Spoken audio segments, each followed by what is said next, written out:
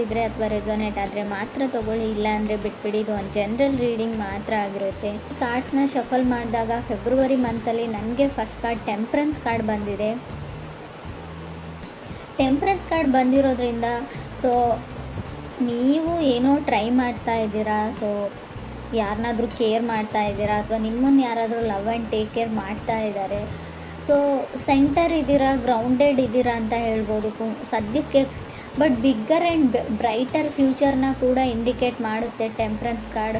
Very caring energy. ನಿಮ್ಮ ಸುತ್ತಮುತ್ತಲ ಇರೋರೆಲ್ಲರೂ ನಿಮ್ಗೆ ತುಂಬ ಕೇರ್ ಮಾಡ್ತಾ ಇದ್ದಾರೆ, ಅಥವಾ ನಿಮ್ಮ ಮನೇನ ಡೆಕೋರೇಟ್ ಮಾಡ್ತಾ ಇದ್ದೀರಾ, ಅಥವಾ ನೀವು ಕನೆಕ್ಟ್ ಆಗಿರೋ ವ್ಯಕ್ತಿ ನಿಮ್ಮನ್ನು ತುಂಬ ಕೇರ್ ಮಾಡ್ತಾ ಇದ್ದಾರೆ, ಅಥವಾ ನೀವು ಕೇರ್ ಮಾಡ್ತಾ ಇದ್ದೀರಾ. ಸೊ ತುಂಬ ಡ್ರೀಮ್ಸ್ ಇದೆ, ತುಂಬ ಕನಸುಗಳನ್ನ ಕಟ್ಕೊಳ್ತಾ ಇದ್ದೀರಾ. ನೀವು ಮೀನ ಅಥವಾ ಕಟಕ್ ರಾಶಿಯವ್ರ ಜೊತೆ ಕನೆಕ್ಟ್ ಆಗಿರ್ಬೋದು. ಟೆಂಪ್ರೆನ್ಸ್ ಕಾರ್ಡ್ ಬಂದಿರೋದ್ರಿಂದ ಹೇಳೋದಾದರೆ ಮೀನ ಅಥವಾ ಕಟಕ್ ರಾಶಿ, ನೀವು ಯಾವುದೇ ರಾಶಿಯವ್ರ ಜೊತೆ ಕೂಡ ನಾರ್ಮಲಿ ಕನೆಕ್ಟ್ ಆಗಿರಬಹುದು. ಸೆಕೆಂಡ್ ಕಾರ್ಡ್ ನನಗೆ ಏಸ್ ಆಫ್ ಕಪ್ಸ್ ಬಂದಿದೆ. ಏಸ್ ಆಫ್ ಕಪ್ಸ್ ಬಂದಿರೋದ್ರಿಂದ ಡೂ ಓವರ್ ಅಗೇನ್ ಅಂತ ಹೇಳುತ್ತೆ. ಮಾಡಿರೋ ಕೆಲಸನೇ ಮತ್ತೆ ಮಾಡಬೇಕಾಗುತ್ತೆ, ಅದು ಯಾವುದೇ ವಿಷಯದಲ್ಲಾಗಿರ್ಬೋದು. ಸೊ ಫೀಲ್ ಗುಡ್ ಎನರ್ಜಿ ಇದೆ ಅಂತ ಹೇಳ್ಬೋದು. ಒಂದು ಸಮೃದ್ಧತೆ ಅಂತ ಕರಿತೀವಿ ನಾವು, ಏನೋ ಒಂದು ನೆಮ್ಮದಿ, ಫೀಲ್ ಗುಡ್ ಎನರ್ಜಿ ನಿಮ್ಮ ಮುಖದಲ್ಲಿದೆಯೋ ಅಥವಾ ನಿಮ್ಮ ಪಾರ್ಟ್ನರ್ ಮುಖದಲ್ಲಿದೆಯೋ. ತುಂಬ ಹೊಸ ವ್ಯಕ್ತಿಗಳ ಪರಿಚಯ ಆಗಿದೆ ಇತ್ತೀಚೆಗೆ, ಹೊಸ ಜಾಗದಲ್ಲಿ ಇರಬಹುದು ನೀವು. ಏಸ್ ಆಫ್ ಕಪ್ಸ್ ಇರೋದ್ರಿಂದ ಏಸಸ್ ಯಾವಾಗಲೂ ನ್ಯೂ ಸ್ಟಾರ್ಟ್ನ ರೀಪ್ರೆಸೆಂಟ್ ಮಾಡುತ್ತೆ.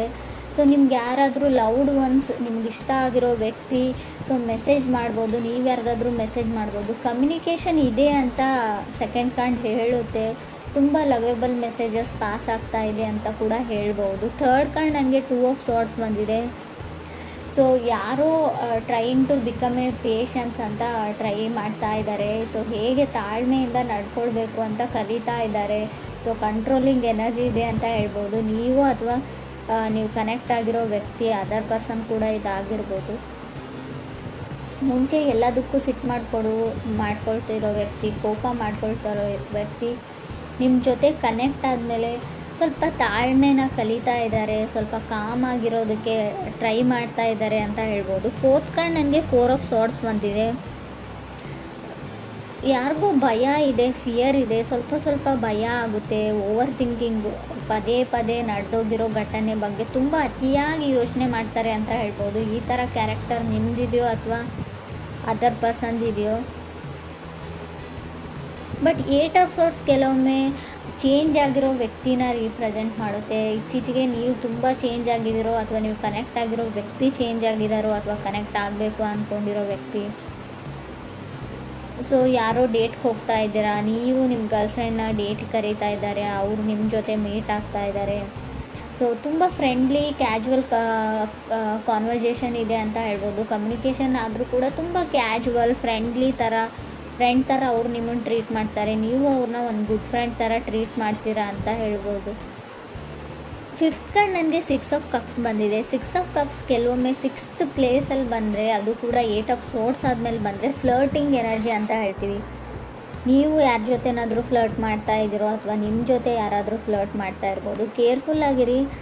ಸೊ ಅವ್ರಿಗನ್ಸುತ್ತೆ ನಾನು ಫ್ರೆಂಡ್ ಮಾಡ್ಕೊಳ್ತಾ ಇದ್ದೀನಿ, ಕ್ಯಾಶುವಲ್ ಫ್ರೆಂಡ್ಸ್ನ ಮಾಡ್ಕೊಳ್ತಾ ಇದ್ದೀನಿ ಅಂತ ಅವ್ರು ಥಿಂಕ್ ಮಾಡ್ತಾ ಇರ್ಬೋದು. ಬಟ್ ಬೇರೆಯವರು ಅಥವಾ ನೀವಾಗಲಿ ಯಾರಾದರೂ ಇಬ್ಬರಲ್ಲೊಬ್ಬರು ಸೀರಿಯಸ್ ಆಗಿದ್ದೀರಾ ಅಂತ ಕೂಡ ಹೇಳುತ್ತೆ ಎನರ್ಜೀಸು. ಸ್ವಲ್ಪ ಕೇರ್ಫುಲ್ಲಾಗಿರೋದು ಒಳ್ಳೆಯದು. ಸೆವೆಂತ್ ಕಾರ್ಡ್ ನನಗೆ ಫೋರ್ ಆಫ್ ಪೆಂಟಿಕಲ್ಸ್ ಬಂದಿದೆ. ಹೋಲ್ಡಿಂಗ್ ಬ್ಯಾಕ್, ಯಾರೋ ಯಾರಿಂದನೂ ದೂರ ಸರಿತಿದ್ದಾರೆ ಅಂತ ಅಂದ್ಕೊಳ್ಬೋದು. ಡಿಸಿಷನ್ನ ತೊಗೊಳ್ಳೋದ್ರಲ್ಲಿ ಲೇಟ್ ಮಾಡ್ತಾ ಇದ್ದೀರಾ, ನೀವು ಅದರ್ ಪರ್ಸನ್ನು ಆ ವ್ಯಕ್ತಿಯಿಂದ ದೂರ ಆಗ್ತಾ ಇದ್ದೀರಾ, ಸ್ವಲ್ಪ ಕಾಂಟ್ಯಾಕ್ಟ್ನ ಮಿಸ್ ಮಾಡ್ಕೊಳ್ತಾ ಇದ್ದೀರಾ ಅಂತ ಹೇಳ್ಬೋದು. ಏಟ್ ಕಾರ್ಡ್ ನನಗೆ ಟವರ್ ಕಾರ್ಡ್ ಬಂದಿದೆ. ಟವರ್ ಕಾರ್ಡ್ ಬಂದಿದೆ ಅಂತ ಭಯ ಪಡೋ ಅಗತ್ಯ ಇಲ್ಲ. Sometimes tower cards temperance card ಜೊತೆಗೆ ಬಂದರೆ ಖಂಡಿತವಾಗ್ಲೂ ಡಿಲೇ ಅಂತ ಹೇಳ್ತೀನಿ. ಯಾವುದೇ ವಿಷಯದಲ್ಲಾಗಿರ್ಬೋದು, ರಿಲೇಷನ್ಶಿಪ್ ವಿಷಯದಲ್ಲಾಗಿರ್ಬೋದು, ನೀವು ಮನೆ ಕಟ್ತಾ ಇದ್ದರೆ, ಏನಾದರೂ ಖರೀದಿ ಮಾಡ್ತಾಯಿದ್ರೆ, ಯಾವುದಾದ್ರೂ ಇವೆಂಟ್ ಇದ್ದರೆ, ಎಲ್ಲಿಗಾದ್ರೂ ಹೋಗಬೇಕು ಅಂದ್ಕೊಂಡಿದ್ರೆ, ಎಲ್ಲದರಲ್ಲೂ ಡಿಲೇನ ಸಡನ್ ಅನ್ಎಕ್ಸ್ಪೆಕ್ಟೆಡ್ ಡಿಲೇ ಅಂತ ಹೇಳ್ಬೋದು. ಸೊ ನೀವು ರೆಡಿಯಾಗಿಲ್ಲ, ಯಾವುದಕ್ಕೂ ಇನ್ನೂ ಟೈಮ್ ಬೇಕು ಅಂತ ಹೇಳ್ತಾ ಇದೆ ಅಂತಲೂ ಹೇಳ್ಬೋದು. ಮೇ ಬಿ ಡೆಸ್ಟಿನಿ ರೆಡಿ ಇಲ್ಲ ಅಂತ ಹೇಳ್ಬೋದು. ನೀವೇನೋ ಮಾಡಬೇಕು ಅಂತ ಇದ್ದೀರಾ, ತುಂಬ ಎಕ್ಸ್ಟರ್ನಲ್ ಫೋರ್ಸಸ್ಸು ನಿಮ್ಮನ್ನು ತಡೀತಾ ಇದೆ. ಆ ಕೆಲಸ ಪೂರ್ತಿ ಆಗಕ್ಕೆ ಬಿಡ್ತಾ ಇಲ್ಲ ಅಂತ ಕೂಡ ಹೇಳ್ಬೋದು. ಸೊ 9th ಕಾರ್ಡ್ ನನಗೆ ಹ್ಯಾಂಗ್ ಮ್ಯಾನ್ ಬಂದಿದೆ. ಹ್ಯಾಂಗ್ ಮ್ಯಾನ್ ಕೂಡ ಅದನ್ನೇ ಹೇಳುತ್ತೆ, ಎಲ್ಲ ಕೆಲಸಗಳು ನಿಧಾನವಾಗಿ ಆಗುತ್ತೆ, slow and steady wins the race ಅಂತ ಹೇಳ್ತೀವಿ. ಎಷ್ಟೇ ನಿಧಾನವಾಗಾದರೂ ಕೂಡ ಕೆಲಸ ಕಂಪ್ಲೀಟ್ ಆಗುತ್ತೆ ಅಂತ ಹೇಳ್ಬೋದು. 10th ಕಾರ್ಡ್ ನನಗೆ 5 ಆಫ್ ಸಾರ್ಟ್ಸ್ ಬಂದಿದೆ. ಹುಷಾರಾಗಿರಿ, ಮೇ ಬಿ ಬ್ರೇಕಪ್ಸ್ನ ಹೇಳ್ತೀನಿ, 5 ಆಫ್ ಸಾರ್ಟ್ಸ್, ಡಿವೋರ್ಸ್ನ ಹೇಳ್ತೀನಿ. ನಿಮಗೆ ಗೊತ್ತಿಲ್ಲದೆ ಇರ್ಬೋದು, ಆಲ್ರೆಡಿ ಡಿವೋರ್ಸ್ ಆಗಿರೋ ವ್ಯಕ್ತಿ ಜೊತೆ ನೀವು ಕನೆಕ್ಟ್ ಆಗ್ತಾ ಇದ್ದೀರಾ ಇತ್ತೀಚೆಗೆ, ಅವ್ರು ಹೇಳದೇ ಇರಬಹುದು ಅಥವಾ ಆಲ್ರೆಡಿ ನಿಮಗೆ ಗೊತ್ತಿರ್ಬೋದು. 5 ಆಫ್ ಸಾರ್ಟ್ಸ್ ಕೆಲವೊಮ್ಮೆ ಮನೆಯಲ್ಲಿ ಡ್ರಾಮಾ ಫೈಟ್ಸ್ನ ರೀಪ್ರೆಸೆಂಟ್ ಮಾಡುತ್ತೆ, ಸಣ್ಣ ಪುಟ್ಟ ಜಗಳನು ದೊಡ್ಡದಾಗಿ. ಸೊ ಮೇ ಬಿ ಡಿವೋರ್ಸ್ವರೆಗೂ ಹೋಗಿರ್ಬೋದು. ಹರ್ಮೆಟ್ ಕಾರ್ಡ್ ಕೂಡ ಬಂದಿದೆ. ಸಮ್ಟೈಮ್ಸ್ ಹರ್ಮೆಟ್ ಕಾರ್ಡ್ ಡಿವೋರ್ಸ್ ಆದಮೇಲೆ ಮೇ ಬಿ ಸ್ಯಾಡಲ್ಲಿ, ಸ್ಟ್ರಗಲಲ್ಲಿ ಕೆಲವ್ರು ಇರ್ಬೋದು. ಫೈಟ್ ಫಾರ್ ಲವ್ ಅಂತ ಹೇಳುತ್ತೆ ಹರ್ಮೆಟ್ ಕಾರ್ಡ್.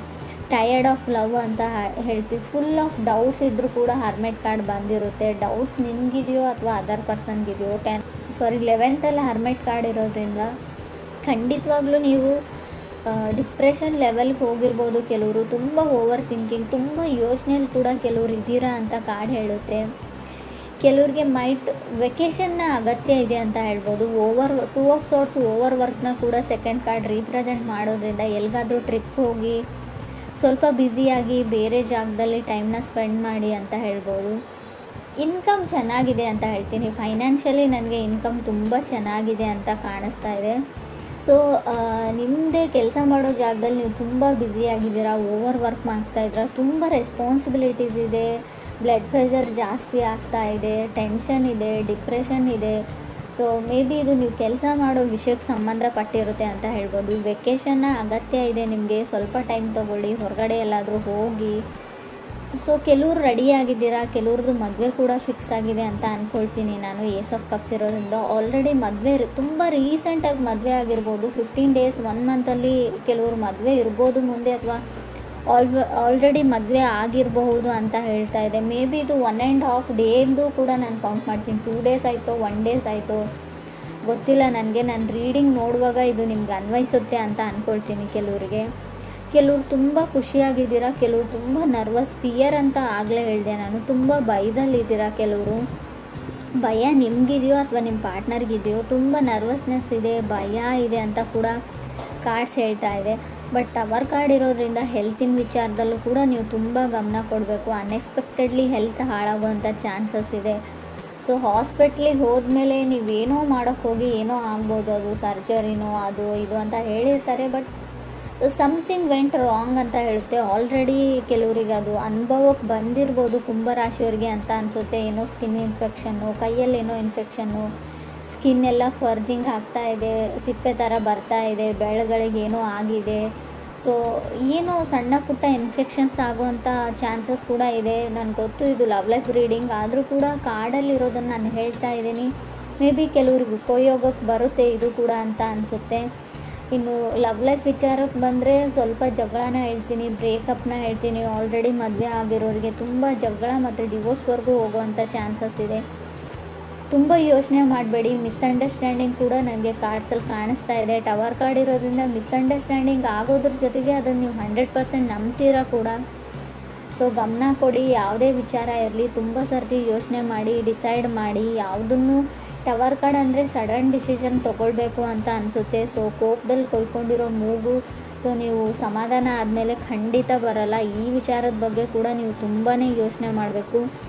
ಕೆಲವ್ರಿಗೆ ನನಗನ್ಸುತ್ತೆ ಹ್ಯಾಂಗ್ ಮ್ಯಾನ್ ಇರೋದ್ರಿಂದ ನಿಮಗೆ ಡಿಲೇ ಮಾಡೋಕ್ಕಿಷ್ಟ, ನೀವೇ ಯಾವುದನ್ನು ತುಂಬ ಎಳಿತಾ ಇದ್ದೀರಾ, ಯಾರಿಗೂ ತುಂಬ ಕಾಡಿಸ್ತಾ ಇದ್ದೀರಾ ಅಂತ ಕೂಡ ನೋ ಹೇಳ್ತಾ ಇದ್ದೀರಿ ಅಂತ ಕೂಡ ಕಾರ್ಡ್ ಹೇಳುತ್ತೆ.